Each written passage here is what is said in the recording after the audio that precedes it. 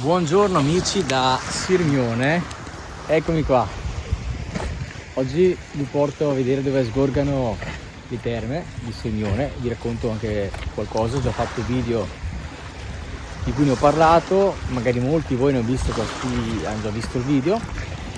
Adesso andiamo nel punto in cui proprio le terme sgorgano, anche se, nel senso, da qui vi indico il punto dove escono le bollicine, più o meno, e poi vi racconto anche un po' la storia di queste terme. Qui l'odore, perché non si può dire profumo, odore di terme, diciamo la verità, quell'odore di uova marce è fortissimo, perché non tanto perché le terme escono di là, ma perché c'è un centro di filtraggio qua che adesso vi faccio vedere.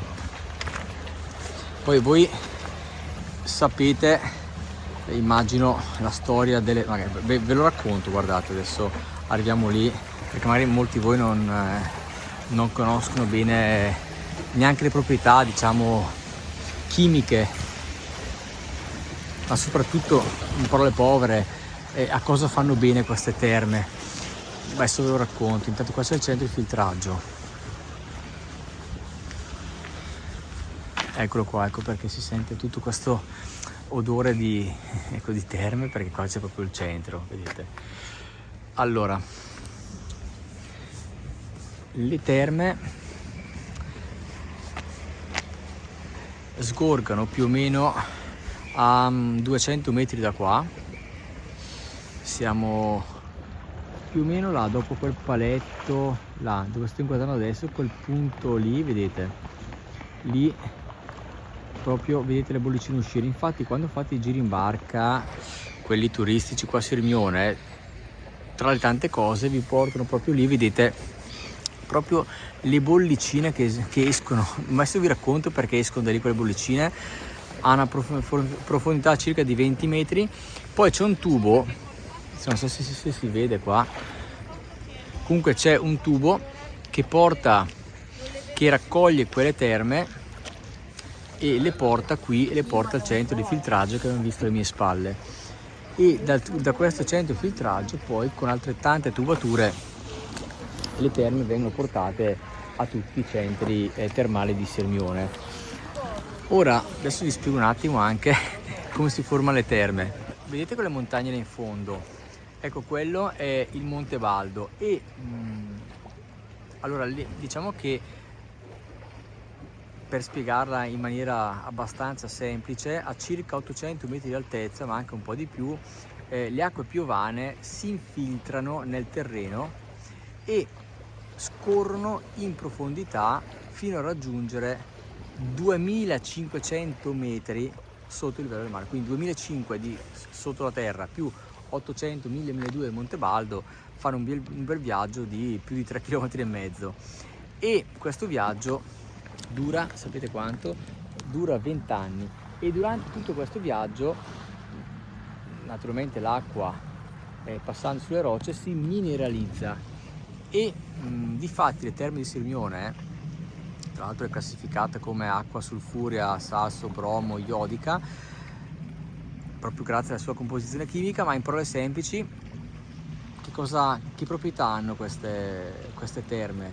In sostanza l'acqua di Sirmione, diciamo, aiuta per problemi respiratori, dermatologici e anche reumatici, quindi fanno veramente bene. Ecco, non vi ho detto che le terme là sgorgano a una temperatura di circa 69 gradi. Naturalmente l'acqua si scalda perché, passando appunto nel sottosuolo, viene scaldata dal calore geotermico, ovviamente.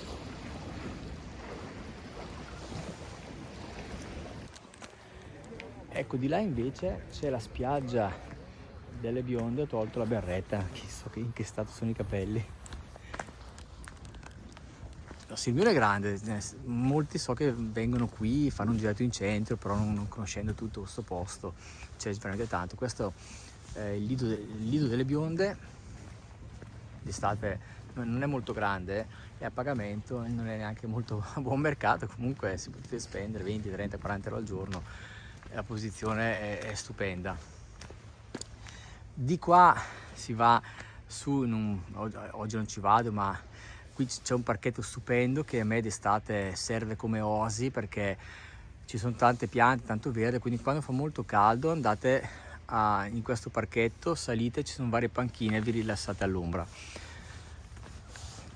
Qui ogni tanto prendo il caffè, c'è una vista magnifica qua sopra, l'ingresso è libero, non è collegato alla spiaggia qua, però anche se non avete l'ombrellone potete andare a mangiare al ristorante, far colazione, quindi se venite a Sirmione ci sono tantissimi bar in centro, però magari per chi non lo sa, venite qua perché siete fuori un po' dal caos e il posto è fantastico.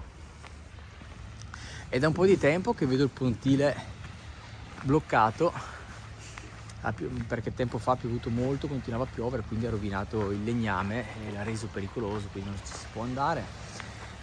Di qui dove si va da nessuna parte, 200-300 metri, poi si ferma, non potete più continuare. Là sopra vedete le grotte Catullo, infatti quelle persone che vedete là sopra sono all'interno delle grotte Catullo e questo mi fa pensare che qui sono aperte oggi. Ho già fatto un video anche sulle grotte Catullo, ma ogni anno io ovviamente lo rifaccio, quindi anche in primavera ci torno e rifacciamo un giro. E potete immaginare anche là sopra che panorama c'è, vedete, da là sopra avete un panorama veramente fantastico. Allora, eccolo qua, aspettate che mi giro. Qui fa caldo, fa freddo, nel senso che ho la sciarpa, poi se cammino caldo, poi se mi fermo freddo, periodo così. Va bene, volevo farvi vedere l'acqua com'è pulita d'inverno e il posto è veramente fantastico. Bene, dai, chiudo qua il video, spero che il video vi sia piaciuto.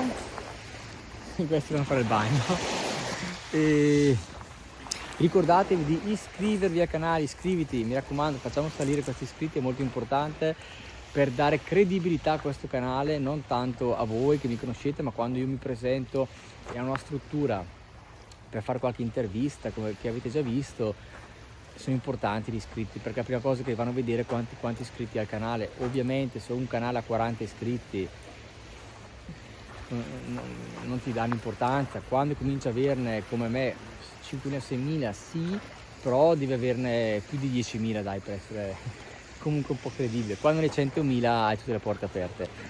E poi se avete voglia potete sostenere il mio lavoro anche attraverso l'abbonamento. C'è un abbonamento che ho creato, andate sulla pagina YouTube, schiacciate abbonati e pagate 2 euro al mese e mi date una mano. Siete in tanti e a me di quei 2 euro va circa 1,30 euro, perché il resto va a YouTube, e perché non è che è necessario darmeli, però questo lavoro dei video, come potete immaginare, impegna tempo nel girare a fare i video, nel montarli, nel rispondere ai commenti. Vanno 4-5 ore al giorno e mi piacerebbe dedicarmi ancora di più, però devo lavorare, devo fare altre cose. Quindi io veramente, la mia speranza è quella il mio sogno, il mio obiettivo di trasformare questo canale in una fonte di reddito, in modo tale da poterci dedicare veramente tanto tempo. Ho anche pensato, non so se questa primavera o la prossima, di organizzare dei tour guidati, magari dei tour di 10 persone, 15 persone, 20 persone per ogni weekend, dei tour dove farò dei tour magari dal punto di vista culturale e storico, per chi è interessato più alla storia magari di un posto, visitare i castelli, i luoghi storici come la chiesa, il castello di Sirmione, eccetera, quindi guida turistica. Oppure voglio organizzare uno non esclude l'altro. Oppure per esempio faremo dei tour, ho pensato dal punto di vista più del trekking, se uno piace andare in montagna, io conosco tanti posti che ho visto nei miei video, sono dei percorsi bellissimi, non impegnativi, cioè non serve essere sportivi, serve soltanto essere in buona salute, e si possono fare dei bei percorsi nelle colline qua del Garda.